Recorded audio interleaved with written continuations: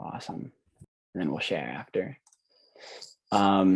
Super. In the chat, if you'd like to introduce yourself with your preferred pronouns, the age you teach, current position in school, or the organization you're with, and your current location, that would be great. Welcome. And to this webinar, this will be a 45-minute webinar. We'll end at 45 after the hour. I'll introduce myself, and then Gabby will introduce herself, and then we'll tell you a whole bunch about Global Forest Watch and Subject to Climate and some great interactive maps that you can use in the classroom.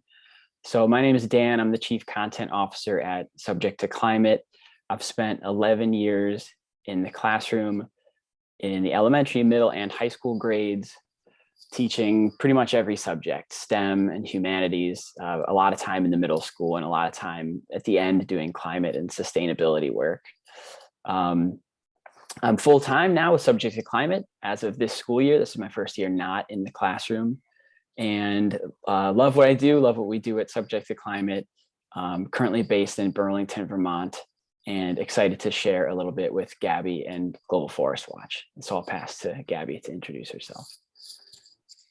Yeah, hi everyone. So I'm delighted to be here with you today. My name is Gabby Nussbaum. I work at the World Resources Institute as an engagement manager for Global Forest Watch.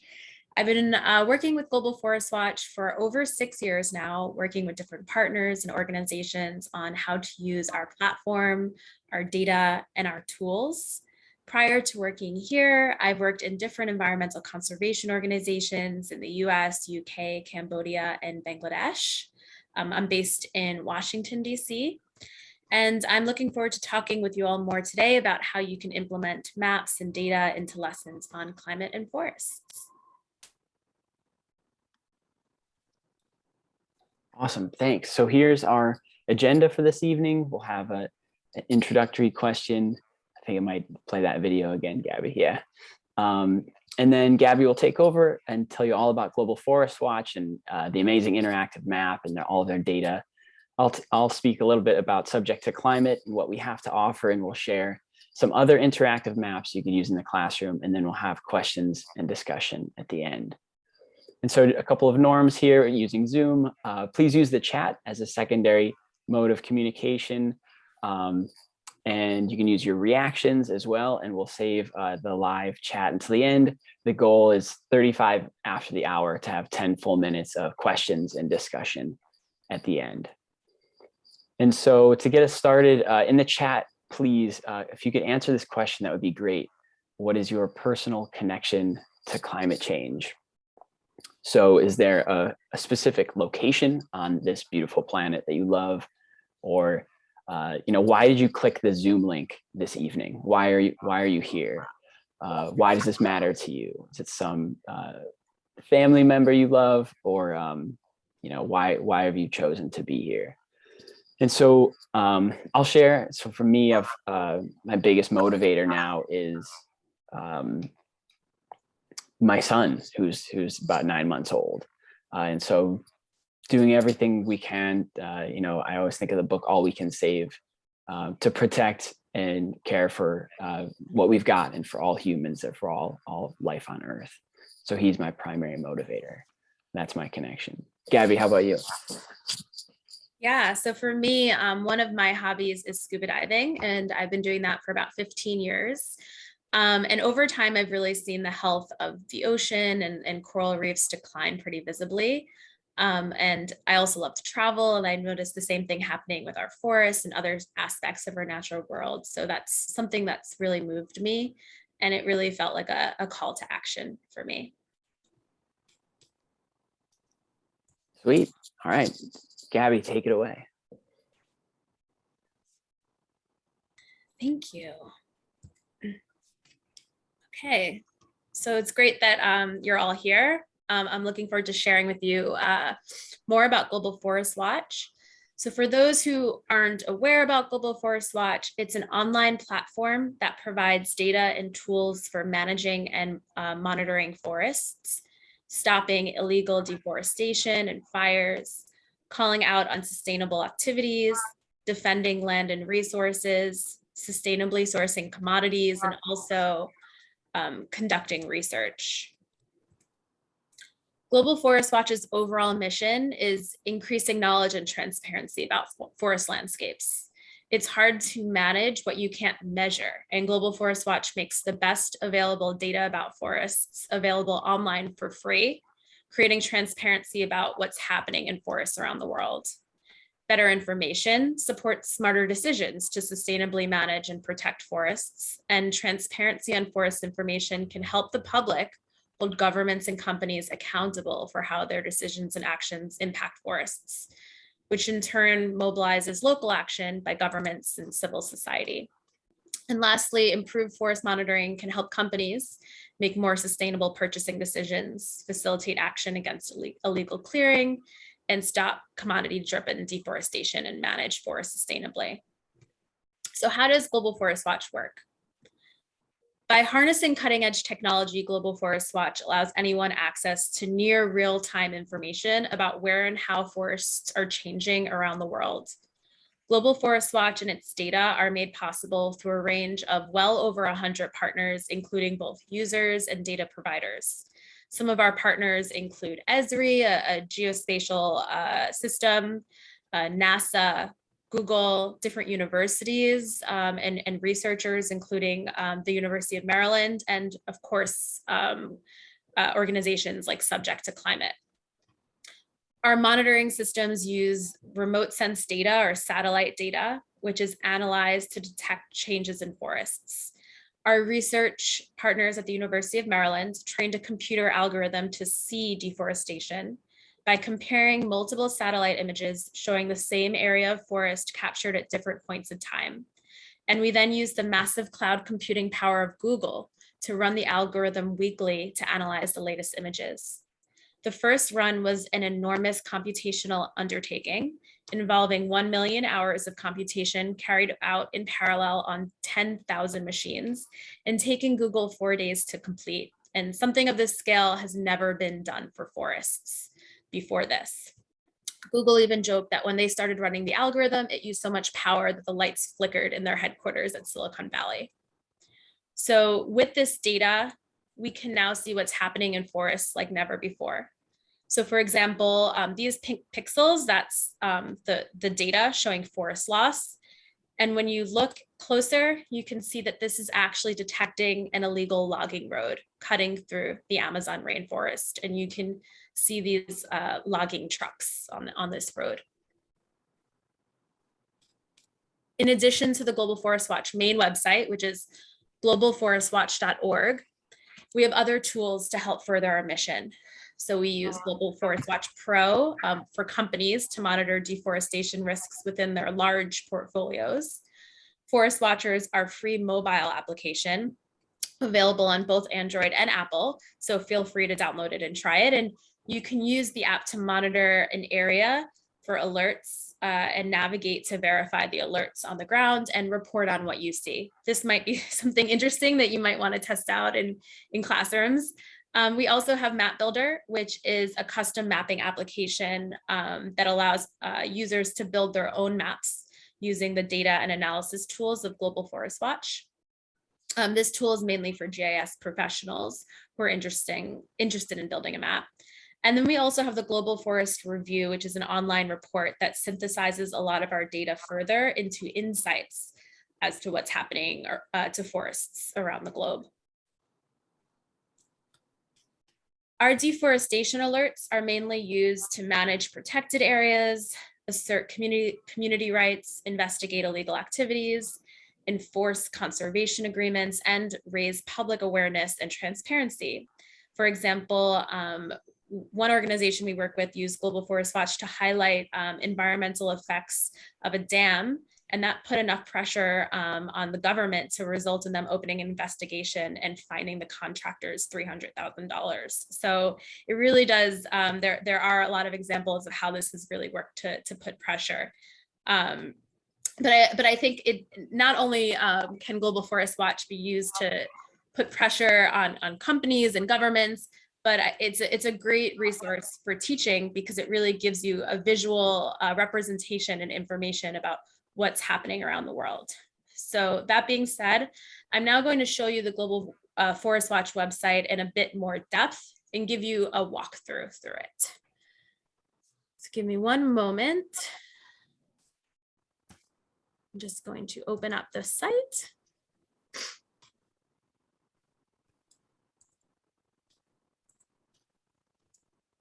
Okay, so hopefully you can all see the Global Forest Watch website right now. So this is the initial landing page, and you can see the menu on top. It can take you to the map, dashboards, which gives you charts and graphs on some of the data we have. And you can also browse by topic like biodiversity or fires. And this might be an interesting place to start. And I'll show that to you if you're not sure where to start, but know that maybe you want to do a lesson on biodiversity. And then there's also things like blogs that have further commentary and more information that really applies what we're doing to real world examples. So I'm going to start with the map. That's where most of our information is.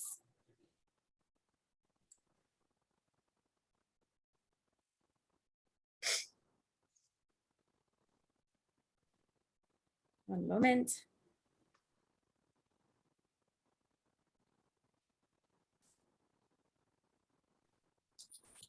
You were right about Google taking a lot of time. It only ever happens when I'm in a webinar, when I'm trying to show it to everyone else. Otherwise, it's really fast. Yeah. Okay, well, it's loaded, so that's good. So on the left-hand side, we have categories of data or information. This map is interactive, so you can turn data and visualize data on and off. Right now you can see this is our legend. So you can see that what's turned on is tree cover gain, tree cover loss, and also tree cover. If you click on one of the categories on the left, up will pop, I don't know why it's going so slow, up will pop all the different data that we have under that specific category. And you can browse our data sets that pertain to this category. So if you want to learn more about what the data is, this little eye here gives you a lot more information about the function of this data set, where it covers geographically. Some of our data is across the globe, but some of it might be specific countries or only in tropical countries. So it's good to check if a data set is relevant. We have sources here, source information, how often it's updated. So this one's updated every day. What date this content has. So this specific data set is from the 2015 until present, and any kind of limitations or cautions about using this data. It also gives a pretty big overview and a citation.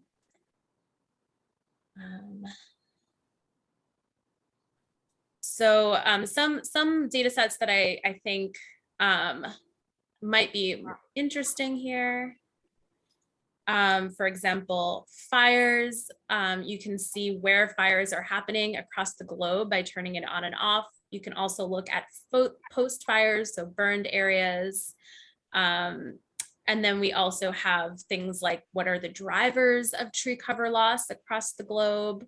And so you can zoom into an area that is relevant to you. And look at what's actually happening in that area. So I'm going to try to attempt to do that.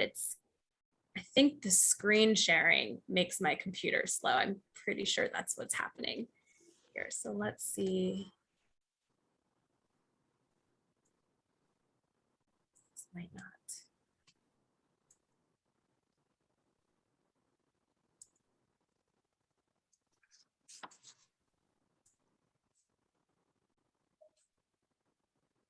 Yeah. I think my computer doesn't like sharing screens. I'm trying to click and grab and move. If it's too buggy, I'm happy to give it a shot, and you can point me where to go if you'd like to try. Sure. Let's attempt it. Okay, Yeah. cool. Sorry about that. My laptop's a little bit old, and I can hear it working really hard right now. Okay.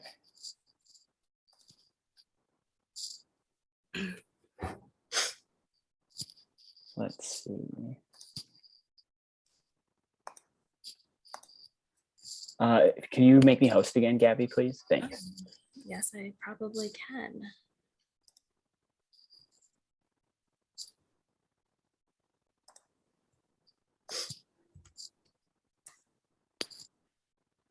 Super, thanks. All right, here we go. Where should we go? Great. So I think, why don't you turn off some of these layers, or turn off all the layers, and to do that, you click the little X's. Yep, let's remove them for now. So this is tree cover. It shows all the trees. If you click on forest change right there, let's look at fires under, it says fires VIIRS. So we get this information directly from NASA. Oh, wow. It's every day. And we can zoom in if you want to zoom in to, like you can see in New Mexico, there's quite a lot of fires happening there. And this might be really interesting. You know, we can relate it a lot to current events. If we know that there are fires happening in the United States or across the globe, we can actually look and see where it's happening. Yeah, you can go in a little bit more. Great for a social studies class. So you can actually click on each little dot there and get more information about that specific alert. You can see what date it was, what time it was, and this is all, again, from what we can see from outer space. So there's some caveats. If you make a small fire, it's not going to pick it up, but Okay. It does pick up some individual fires. Sometimes if there's a fire in town, you might be able to see it. Another interesting tool that you might want to use. So if you zoom out a little bit and go to the legend, there's it's an analysis tab. That's quite a lot of zoom out. You might want to zoom in a little bit more to one of the areas. Yeah, perfect. Okay. If you go to the analysis tab, Mhm. yeah, and click on the draw or upload a shape, there's a few different ways you can analyze an area. You can draw exactly. So you click around a shape, you double click to finish that shape, and it'll analyze that area. This one will tell you about fires. It'll give you the number of high confidence alerts of fires in that specific area. But as you go through the map, the analysis will change. So for example, if you click on forest change again, and then go down to tree cover loss, yep, click that one. You'll see that we'll have more information in this area about what the tree cover loss is of this area. You can see there was quite a lot of tree cover loss in 2011. So there's a bar chart there. It gives you the number of tree cover loss by year in hectares. So you can really look at an area really closely and understand what's happening environmentally with this area. We also have, for example, information on climate. If you click on the climate tab, we can understand if you go to the gas net flux, greenhouse gas net flux. That's another analysis that we have that will give you information about carbon sequestration of an area. So we can link carbon sequestration or carbon emissions to specific events. So there's a lot you can do with the different data. Something else that might be interesting is also the biodiversity tab, which has a lot of information about key biodiversity areas, hotspots, bird areas. And so there's a lot of data, and I really would suggest that you explore and see what's happening in your area. But also, if you're not sure, because I know there's a lot on here, at the very bottom of there's something that says explore on the bottom left-hand corner. And when you hit there, there's these themes: climate, biodiversity, commodities, water, fires. So for example, if you're really, there's a lot of fires in the news today and you want to do a lesson on fires and you want to connect it to climate change and you're not exactly sure where to start or what fires information there is, you can have view topic, view on the map, and it'll give you If you click view on the map, oh, that's okay. Wrong one, Gabby. My bad. We'll go here in a bit.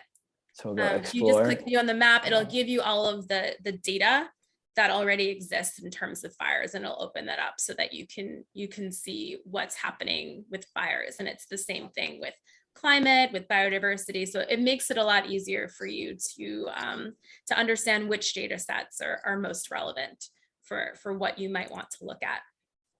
It's an easy way to get started then. Yeah, it's an easy way to get started. Another, after you kind of play around with the map, you might want to get more information. There's this dashboard tab up in the top menu. Yep. So when we open that, you can have more information about an area. You can select the country, select the state, and you can even select down to the county level. So if we put in the United States. Let's go to Massachusetts. That's where Dave is. You might want to go up. Can you scroll up a little bit and you can select the region. And then you can even select after that the county. Cool. So it can go down to the county level. And you have in here lots of bar charts and graphs that give you different statistics about what's happening.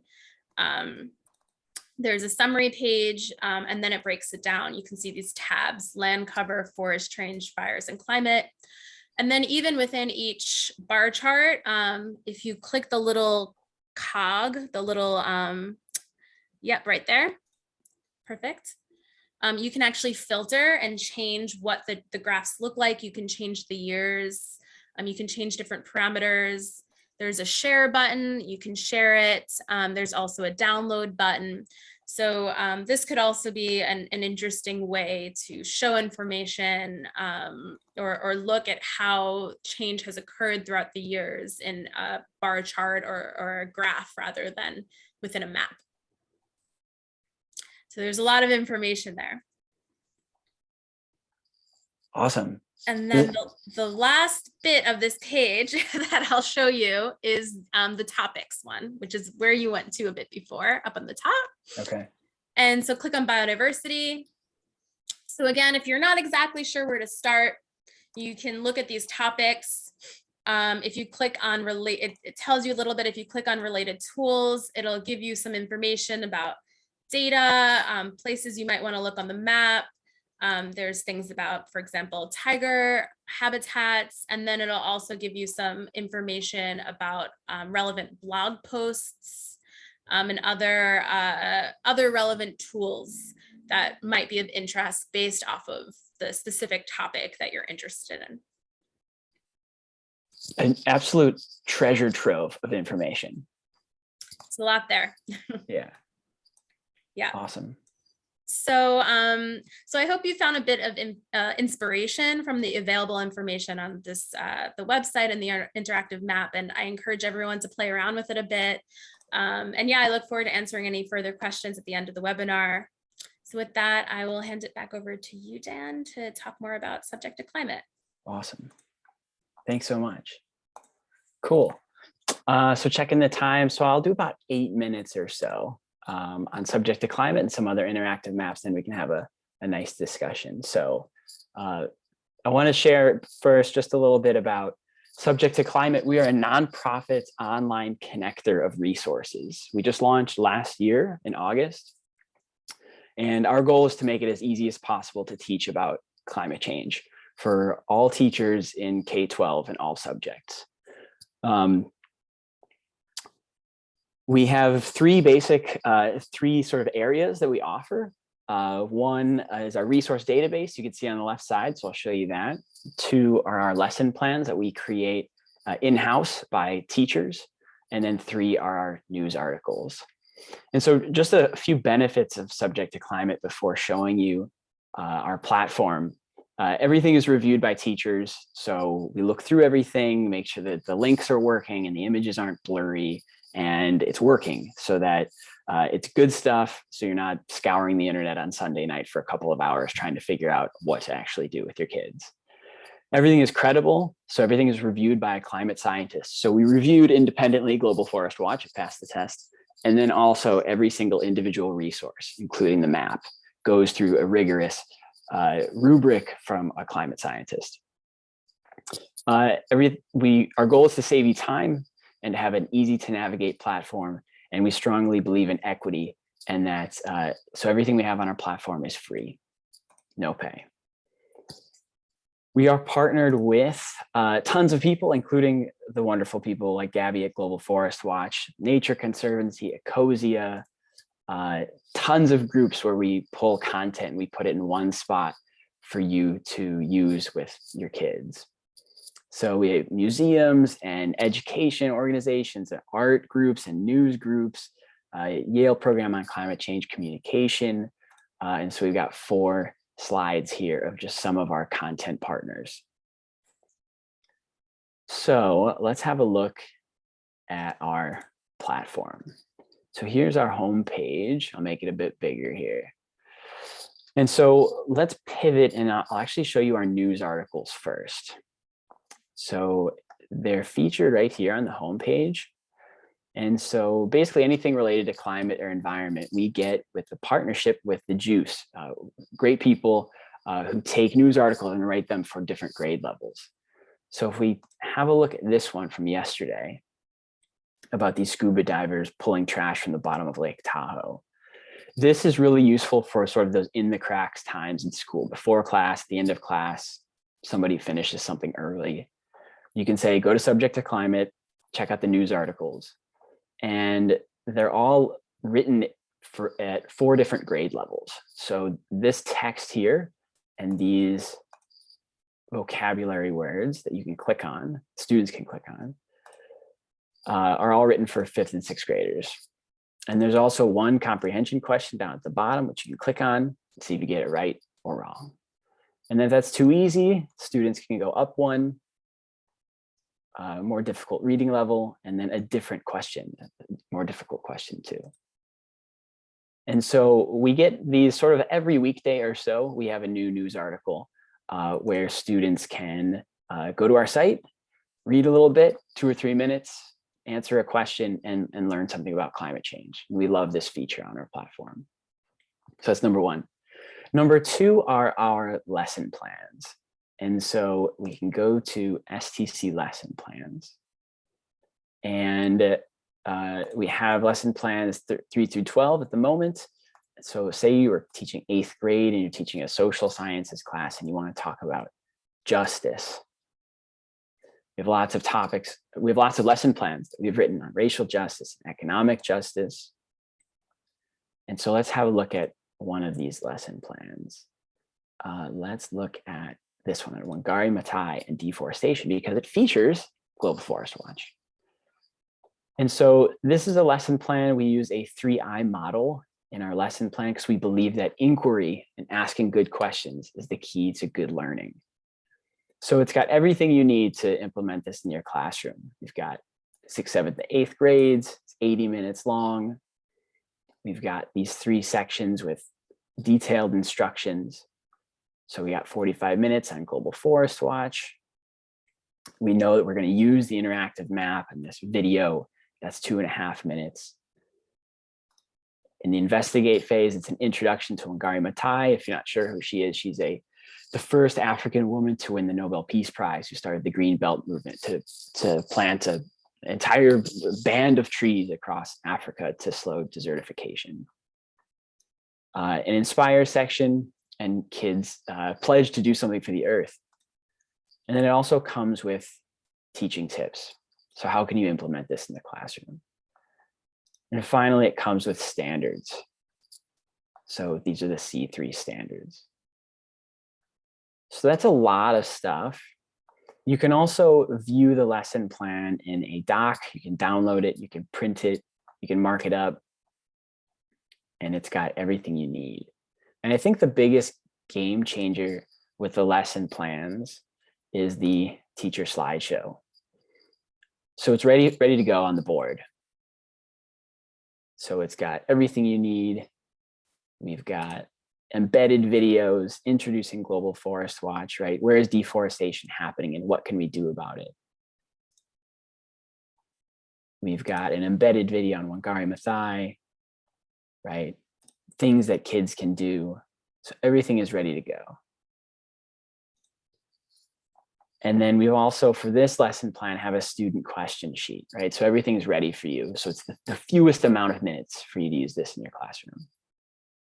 And so that is offering number 2. That is an example of one of our lesson plans. And lastly, we have a resource database with nearly 1,500 items total. And you can look at our lesson plans. And so we've got 59. You can look, filter by provider. You can filter by subject, by grade, by the region of the world, types. And so the Global Forest Watch interactive map and the maps I'll show you are all under interactive media, lots of videos on the platform, or any of these sets of standards. And so I'd like to show you just 4 other maps briefly that I love, that I've used before, in addition to the Global Forest Watch map. So if we look at one of our resources here, you get a synopsis and you get teaching tips. And you get lots of other stuff too. So we want to make it as easy as possible for you to assess and then choose to use this or not with your kids. So if you click View Resource, this is from one of our other partners, Probable Futures. And I'll introduce these briefly so we can have a bit of discussion. This is awesome. It's about different warming scenarios.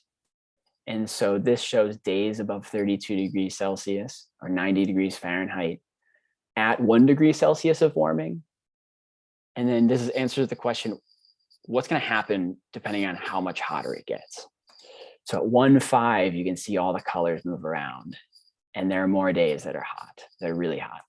At 2 degrees, again, everything shifts. At 2.5 degrees, everything shifts upward. I'm looking in the Northeast. I'm in Burlington. I know Dave and Margaret, you're in Massachusetts, right? So the heat will creep toward the poles, right? And so this is a great resource from Probable Futures. I also love this one too. This is per capita CO2 emissions from Our World in Data. And it basically answers the question kind of who's responsible for climate change, right? Who should fix it? So we know in the States, it's a little over 14 tons per person per year. In much of the developed world, it's significantly lower, right? And so I've used this in the classroom as well. Let's go to the next one. I grew up in Cleveland. This one is on tree equity score. So this interactive map from American Forests looks at tree canopy cover and how that relates to demographics and gives it an equity score. So it looks at things like race and unemployment and health and poverty and age and how many trees there are and is it equitable. And so I wanted to introduce this one as well. And then the last one is a New Jersey focused map, which shows sea level rise because New Jersey just passed climate change standards, K-12, all subjects, and they have to teach about that next year in September. So we can do things like add sea level rise, say we add 5 feet of sea level rise. You can see what it does to the coast of New Jersey. So if you're in Camden or Trenton or Cape May or Atlantic City or Secaucus, you can see what happens to your neighborhood if you're on the coast. And there's tons of other stuff in here to play with. So those are all the maps I wanted to introduce. 7:39, and I'll open it up for questions and discussion. Thank you for listening. Feel free to raise your hand if you'd like. Use the raise hand function, or there are there's so few of us that simply unmuting is cool too.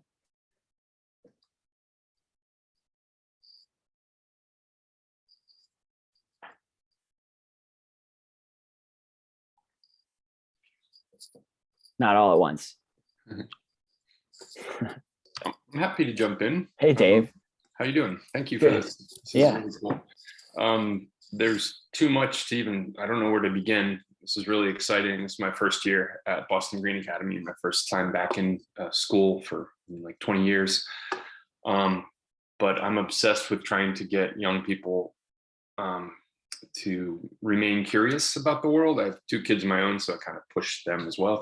Come on, keep looking up. Look at the hawk up there. Don't just look at your phone, kind of thing. But one of the challenges I feel like we face as a school is making it possible for teachers to find in good resources that fit what they're trying to do. So I feel like this hits the ball out of the park. The hardest part for me is trying to pitch it to them and say, look, this is worth taking a second to look at. Don't let me, listen to me for a second, please, trust me. But I love how you said there was some of these activities could be, space filling time when some kids end early. I'm particularly curious though about using maps and mapping technology for things like building a progression over the years. And our school is grade 6 to 12 of kind of data literacy, excitement about technology. Kids are really excited about tech. They make fun of my crappy little phone, every day. I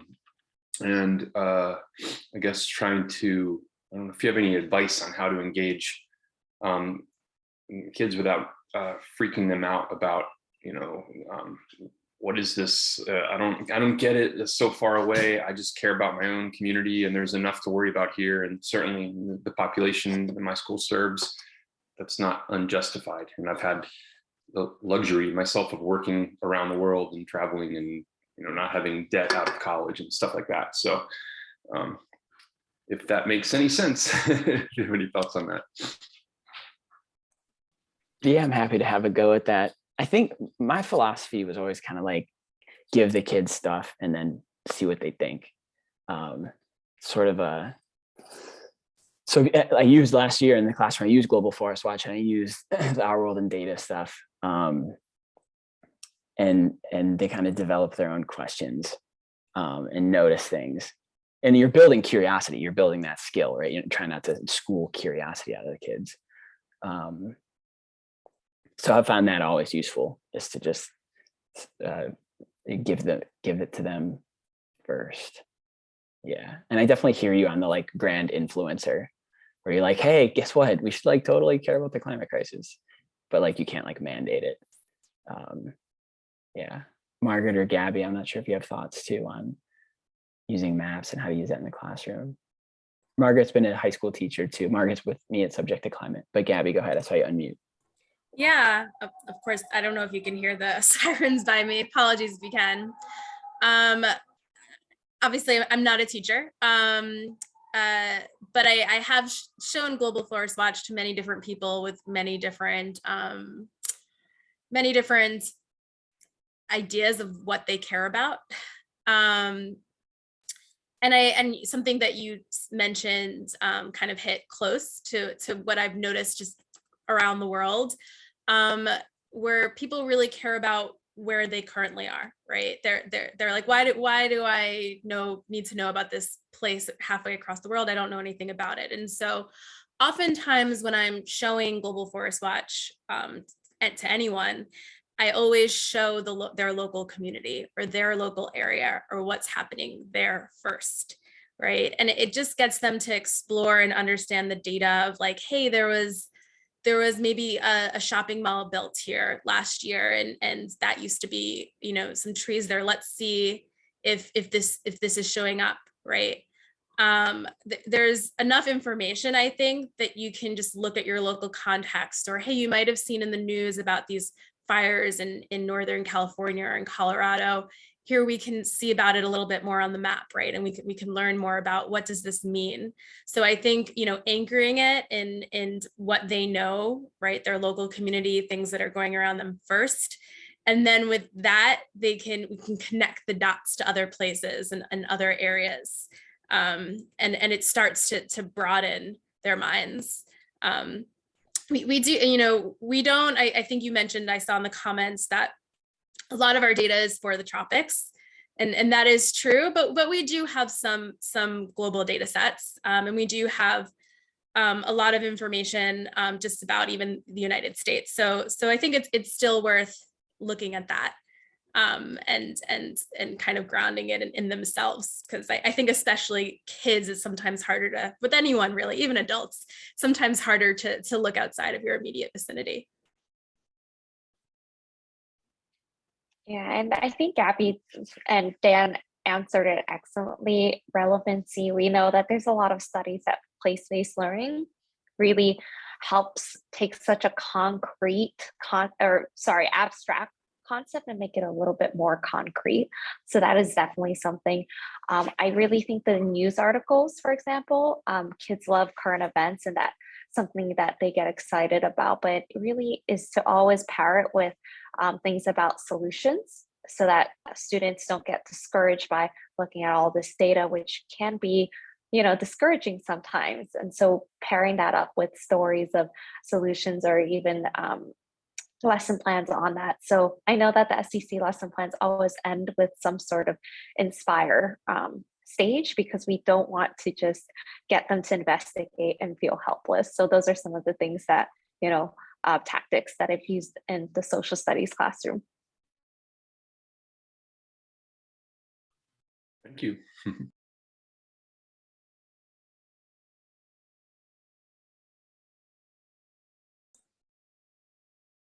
All right, well, I think we'll probably wrap up here. Dave, it's really nice to meet you, and Bella and Isabella and Antonia, thanks for joining us. And we'll post this. You can stop recording now, Gabby. But just thank you for coming. And Dave, it was nice to put a face to the name. I've seen your name before. And best wishes teaching. Let us know if we can help you in any way. Just shoot us a message. Thanks for joining, and have a great night. See ya. Thank you. Bye. Thank you. See you, Gabby. Bye, Margaret. Thank you so much. Bye, Bella.